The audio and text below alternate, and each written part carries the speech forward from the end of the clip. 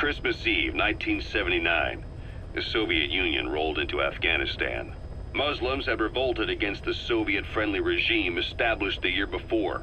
The DRA forces could no longer contain it themselves, so the Soviets went in to intervene. The Afghan government was powerless and fraught with infighting. They lost the hearts and minds of the people, and that alarmed the Soviet leadership. With the Islamic Revolution happening in Iran, the Soviets felt they had to act fast or risk the spread of Islamic revivalism. A superpower, sending a motorized rifle division against men on horseback with antique rifles. Everyone thought it'd be over in an instant, only it wasn't.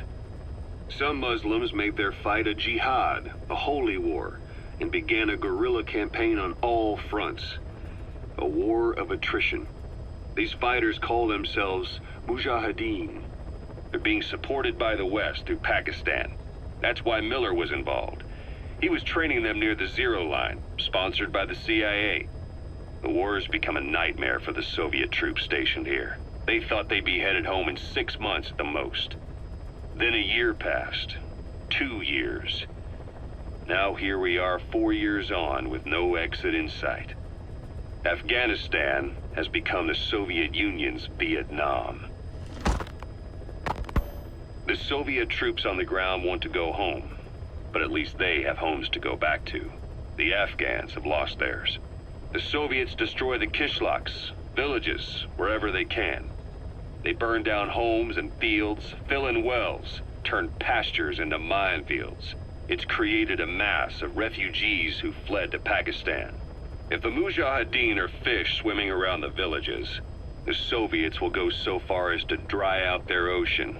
But this has had a big price. There's bitter resentment among the Afghans, and they're taking out their anger on the soldiers on the front lines. Among the Mujahideen are the Pashtun people. They're fiercely devoted to their code of Badal, or revenge. Soviets they've captured have had their hands, feet, and noses cut off before being left to die at the side of the road, just to show their comrades what they're capable of. Friendlies who come across them can do nothing but put them out of their misery. Then they burn down another village in retaliation, and the cycle of vengeance goes on.